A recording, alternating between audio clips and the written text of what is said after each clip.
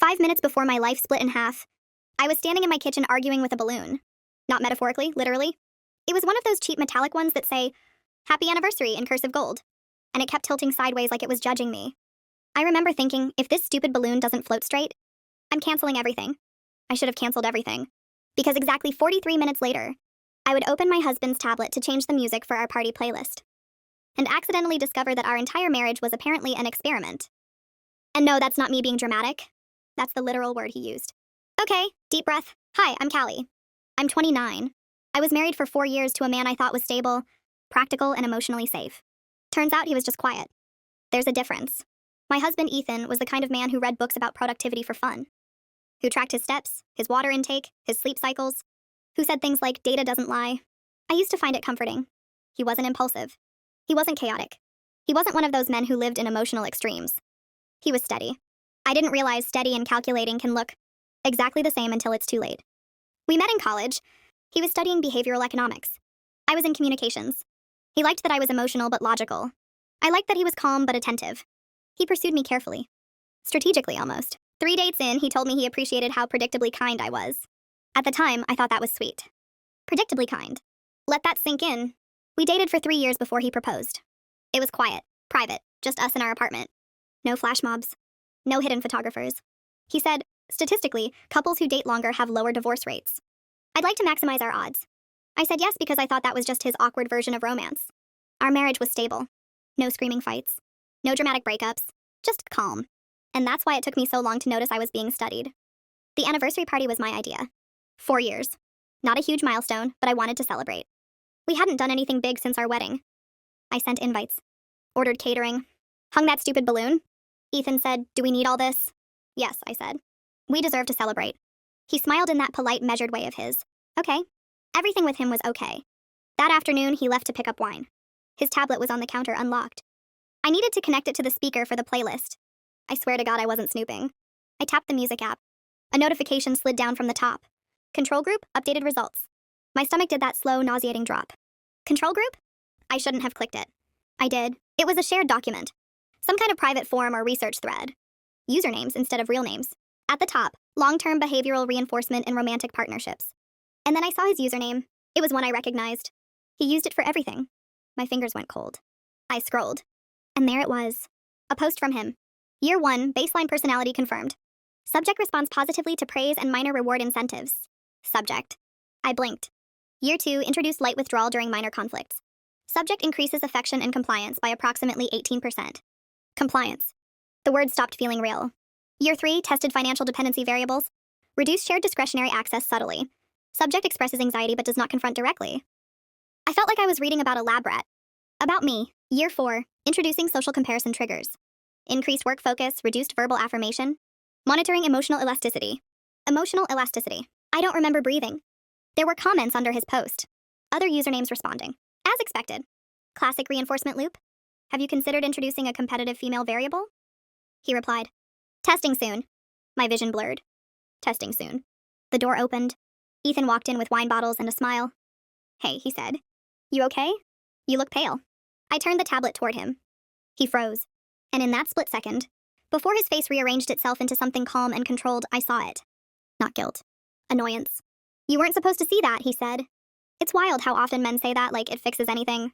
What is this? I asked. My voice sounded distant, like it belonged to someone else. It's not what it looks like. It looks like you've been running an experiment on me. He sighed. A sigh. Like I'd misunderstood the instructions on a microwave. It's theoretical, he said. Observational. You called me a subject. It's terminology. You tracked my behavior. It's data. I laughed. It came out sharp and broken. We're not in a lab, Ethan. This is our marriage. He set the wine down carefully. Always careful. You're overreacting. There it is. The phrase that launched 1,000 divorces. Overreacting? I repeated. It's not malicious, he said. It's research. On me. On relationship dynamics. You introduced variables. Minor ones. You reduced affection on purpose. It was temporary. You made me anxious intentionally. He hesitated. And that hesitation told me everything. It was controlled, he said quietly. Controlled. Like my emotions were a thermostat he could adjust. Why? I whispered. He looked genuinely confused by the question. Because it's interesting, he said. Interesting. 4 years of my life. Interesting. The party guests started arriving 30 minutes later. I don't even remember how. I remember smiling, pouring drinks, laughing too loudly, my ears ringing. Ethan acted normal. Perfect host, polite, charming. At one point, our friend Marcus clapped him on the back and said, "Man, you guys are goals." Goals. I almost choked. Every hug, every laugh, every memory I replayed in my head started to feel contaminated. The nights he'd gone quiet after I criticized something.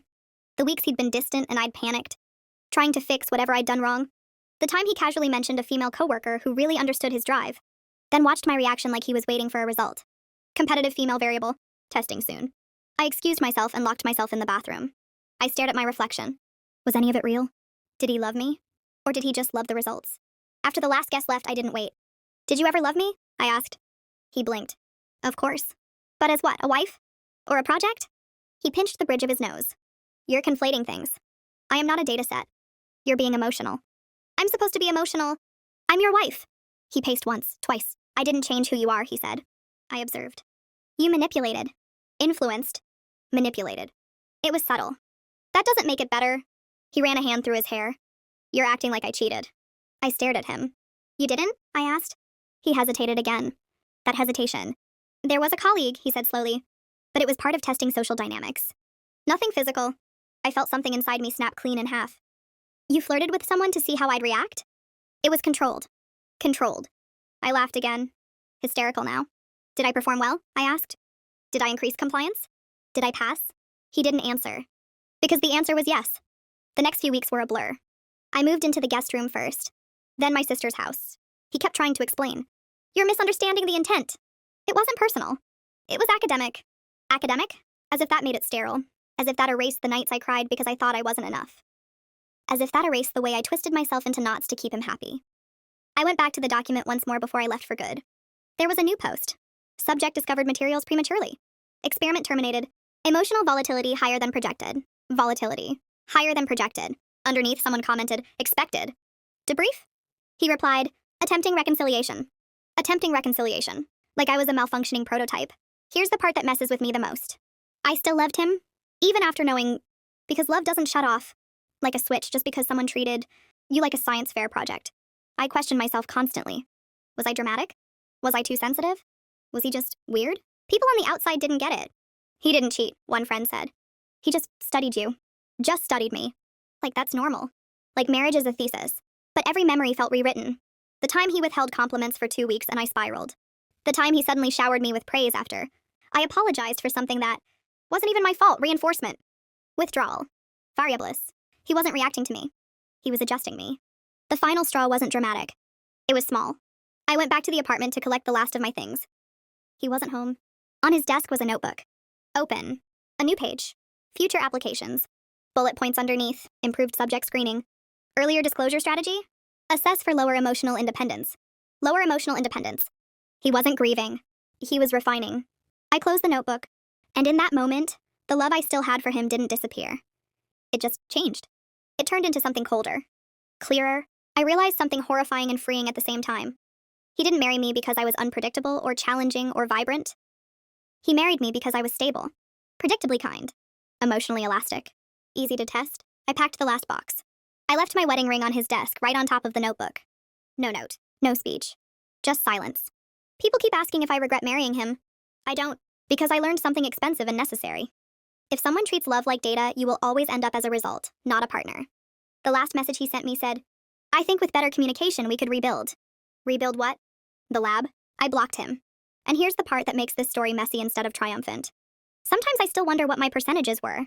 How much did I increase compliance? How much affection did I earn? What was my final score? That's the damage, not the experiment. The fact that he made me see myself through his metrics.